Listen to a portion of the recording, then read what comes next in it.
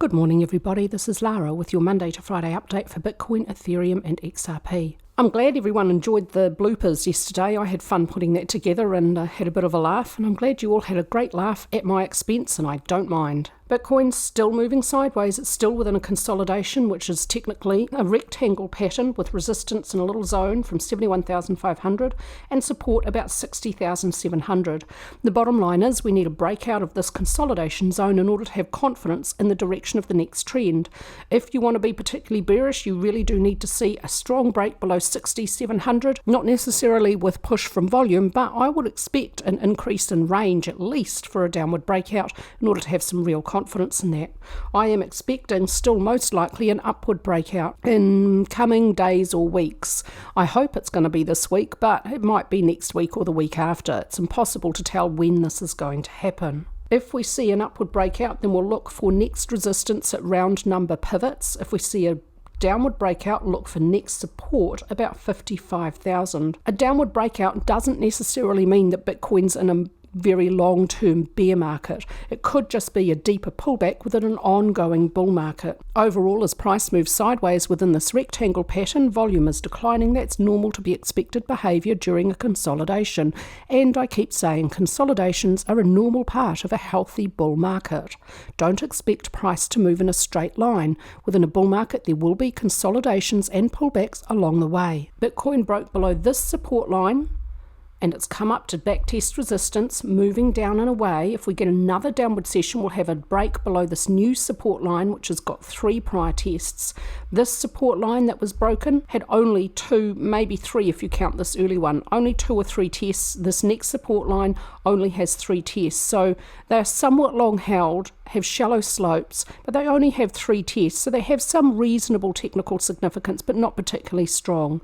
So we do have a bearish signal from on-balance volume with a break below support and another bearish signal with a reaction down from resistance, a back test of resistance. Let's see if we see another red candlestick today. We should have another bearish signal from on-balance volume. And if that happens, that would support the view that we're going to get a downward breakout below that rectangle. If that happens, then we'll look for support at 55,000 for a deeper pullback. ADX tells us for the short term there is a downward trend, but essentially price is moving sideways. So ADX is telling us a downward breakout is more likely than upward. This consolidation has relieved the previous very extreme upward trend. It's relieved deeply overbought RSI, which exhibited divergence. RSI is now below 50. There's a ways to go. If we do see a downward breakout, I'll be looking for RSI to get close to oversold to indicate where and when the pullback may end. Money flow is also below 50. If we get a downward breakout, as technicals are now suggesting we might, I'll be looking for RSI and money flow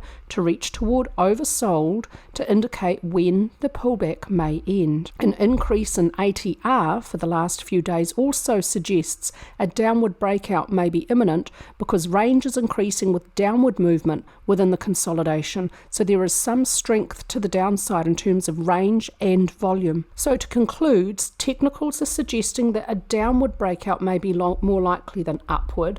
If that happens, look for next support at 55,000, and if price gets down to support there and RSI and or money flow are at or very, very close to oversold, then the downward breakout may find support at 55,000 for a deeper pullback. I would still expect, if that does happen, that this is a deeper pullback within a larger upward trend, because remember, at the highest time frame, at the monthly time frame, Bitcoin is extremely bullish. I do have reasonable confidence that the larger trend does still remain up, but price won't move in a straight line. We could see a deeper pullback to 55,000. For the short term for Ethereum, I'm expecting a little bit more downward movement for a pullback for a second wave correction. The bigger picture for Ethereum, the Elliott Wave count sees a third wave at cycle degree. Within that, a third wave at primary degree begins down here. Both cycle 3 and primary 3 may only subdivide as impulses. Primary 3 will be labelled intermediate 1, 2, 3, 4, 5, intermediate 3, minor 3, minute 3. All these nested third waves may only subdivide as impulses. Intermediate 3 has minor 1 and 2 complete, minor 3 incomplete, with minute 1 may be complete at the last high, and minute 2 may move a little bit lower. It may not move beyond the start of 1 below 1521.78. Let's look at the daily time frame to see why I expect minute wave 2 may continue lower. The end of minute wave 1 up here is this point up here. Minute wave 2 may be subdividing as a zigzag. A, B, C subdivides 5, 3, 5. Minuet C must subdivide as a 5-wave motive structure. It may be unfolding as the most common motive structure in impulse, with subminuet 1, 2, and 3 complete. This bounce may be subminuet 4. Subminuet 4 may not move into wave 1 price territory above 3413.05. This wave count expects subminuet 5 to move beyond the end of 3 to avoid a truncation and to likely end at the lower edge of this Elliott channel. The Elliott channel is drawn from the start of A to the end of B with a copy at the end of A. C may find support at the lower edge of that channel. Subminuet 3 found support there. We're seeing a little bounce for 4. I expect now for Ethereum a 5th wave to complete the 5-wave structure for minuet wave C. Technicals on the daily for Ethereum, it doesn't have a rectangle because this is a pullback with a downward bias. So this is a pullback within a larger upward trend. At higher time frames, Ethereum's analysis still remains very bullish. But price doesn't move in a straight line. You will see consolidations and pullbacks along the way. If you're not day trading, if you're like me and you're buying and holding for the long term to try and get the gains of these extremely volatile markets, then these movements aren't going to bother you. In fact, you could view them as an opportunity. I'm fully loaded. I don't want to purchase any more crypto, but if I did want to purchase more crypto, I would purchase on pullbacks. That's the general idea. Buy when prices are relatively low and sell when prices are relatively high. This is not investing advice. This is my approach to these markets, and I'm not buying any more at this time because I bought a few years ago and I'm just buying and holding. So these strong movements, when we get sharp pullbacks, they just don't bother me at all. I'm able to manage emotion to try and remain as calm as I can throughout these periods of volatility. You have to understand, if you're buying and holding, the market will have periods of high volatility in both directions, and you have to be prepared to ride those out with your eye on the big picture. And herein ends my lecture. At this low, we have a bullish piercing pattern. This may indicate either a shift from down to up or a shift from down to sideways. And with the last two candlesticks relatively weak, we may just be a shift to sideways. The support at 3050 continues to hold. Below that, next support about 2700 to 2730. The last couple of red candlesticks so far have declining volume. I can't really make a conclusion about this one, but the last completed red candlestick does have a decline in volume. Previously, volume was pushing price lower, so there is a bit of weakness. We could have a low in place for Ethereum. My short-term Elliott Wave expectation of one more low could be wrong. Ethereum has a rather wide range for on-balance volume. It's approaching support at the lower red purple trend line. This may assist to halt a fall in price and may force the current daily session to be a green candlestick. ADX is flat to declining. There is no longer a trend. Yesterday, a downward trend was indicated for Ethereum. The previous upward trend reached very extreme. ADX declined as price pulled back. The DX lines are now whipsawing. The pullback has brought RSI down from deeply overbought, well below 50 now. It's got a little way to go before it's oversold. So if we do see a little bit more downward movement from price, I'll be looking for support to be found when RSI reaches at or very close to oversold. Range has been increasing with downward movement the last few days, so there is some strength in downward movement. Volume and range increased as price moved lower. This suggests we might be about to see more downward movement. It's not definitive though, because these cryptocurrencies, I just keep saying, this is one of the most difficult aspects about them. Their lows are really, really hard to identify because downward movement can end with a lot of strength, a strong increase in range and an increase in volume. You can see that both in the middle and at the end of downward movement, and it's impossible to tell which of those two scenarios, middle or end, you're seeing. And then when you get upward movement off lows, it can be particularly weak. It may not have support from volume, it may have weak range in early days, and you might not see an increase in strength in upward movement some days or even weeks after the low. That makes those lows extremely difficult difficult to identify, and that's one really big reason why I'm buying and holding for the long term.